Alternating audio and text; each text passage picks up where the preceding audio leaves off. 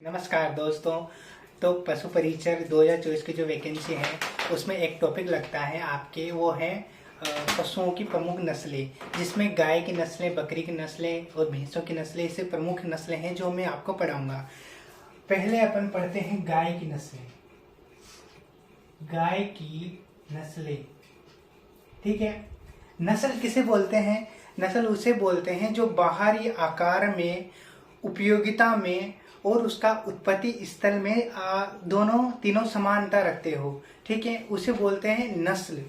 क्या बोलते हैं उसे? नस्ल। नस्ल किसे बोलेंगे? जो आकृति में और उपयोगिता में,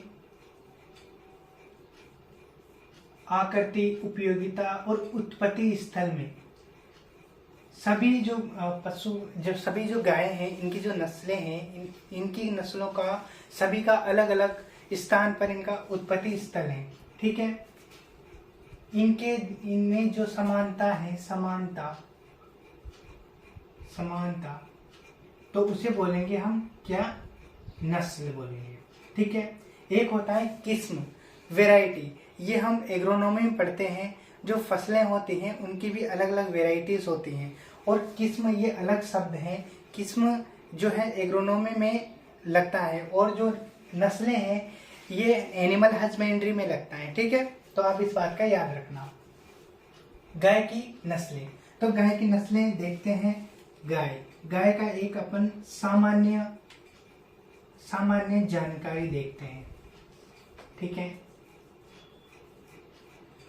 गाय का सामान्य जानकारी देखते हैं तो हमारे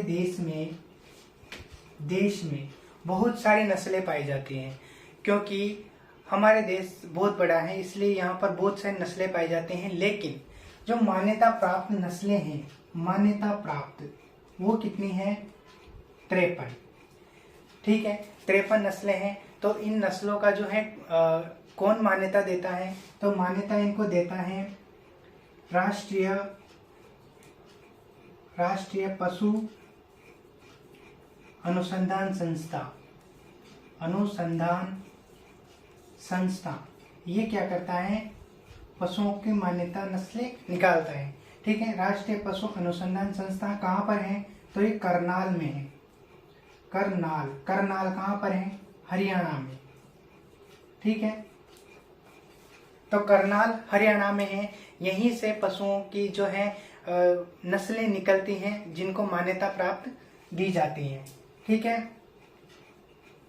गाय में जो है सामान्य जानकारी की बात करें तो गाय में इनको चारा खाने की प्रक्रिया क्या कहलाती है? चारा खाने की प्रक्रिया। तो चारा खाने की क्रिया जो कहलाते हैं वो कहलाते हैं ग्रेजिंग, ठीक है। वैसे ही जैसे बकरियों और भेड़ों में अलग कहलाते हैं, बकरियों और भेड़ों में ब्राउजिंग कहलाती है, क्योंकि जो बकरी होती है वो दो पैर पर खड़ी होकर और वनस्पति को खा सकती हैं, इसलिए उनको अलग कहते हैं, उनको ब्राउजिंग बोलते हैं, ठीक है। और जो भैंस को भी और गाय को भी, इनका जो रंभाना क्या कहलाता है? रंभाना, जब ये रंभाते हैं तो इनको क्या कहते हैं? तो उससे कहते हैं वेलोइंग। वेलोइंग एक और शब्द होता है। वेलोइंग, जब भैंस कीचड़ में तैरती है या पानी में तैरती है तो उसे जो है वेलोइंग उसे भी बोलते हैं, ठीक है। इतना सा आप इनको लिख लो, ठीक है। चलो स्क्रीनशॉट कर लो, ठीक है, लिख बाद में लेना।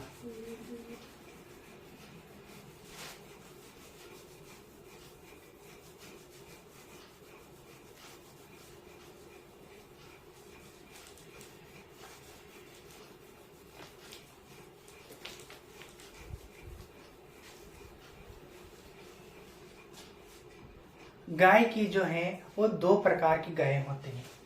गाय दो प्रकार की होती है। एक गाय जो है वो है विदेशी गाय, विदेशी गाय, और एक है वो है देसी गाय, ठीक है। देसी गाय अपन जानते हैं, विदेशी गाय को भी अपन जानते हैं। मैं बताऊं कैसे। पहले इनका सामान्य जानकारी, जैसे इनका गुणसूत्र, तो गुणसूत्र विदेशी गाय का गुणसूत्र जो होता है वो 2n बराबर कितना होता है 60 होता है।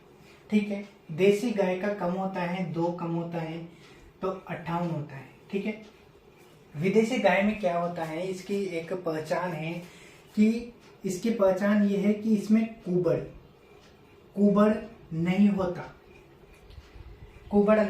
इसमें कुबड़ होता है। कुबड़, अब कुबड़ किसे बोलते हैं, जैसे मैं बताऊं, ये एक गाय है। ठीक है, गाय का मुंह है, गाय का मुंह के बाद ये पीछे से ये ऐसा निकला हुआ होता है, इसे बोलते हैं कुबड़। क्या बोलते हैं, कुबड़। ये क्या काम आता है, तो यह गर्मी सहने में काम आता है। तो इसमें कुबड़ नहीं है, तो यह जो विदेशी है ये गर्मी कम सहनशील होगी, और जो देसी नस्ल है ये गर्मी सहनशील होगी। इसीलिए विदेशी गाय जो होती हैं वो विदेशों में रहती हैं, और विदेशों में क्या होता है, ठंड रहती है। ठीक है, तो ये गर्मी असहनशील है,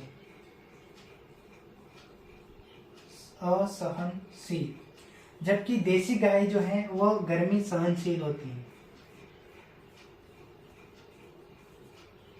ठीक है, और एक बात बताऊं, जो विदेशी गाय हैं इनमें जो है रोगों के प्रति जो प्रतिरक्षा होते हैं इनमें कम होती है विदेशों में, और देसी में ज्यादा होती है। ठीक है, तो इनमें प्रतिरक्षा कम होती है, जबकि इनमें देसी में प्रतिरक्षा ज्यादा होती है।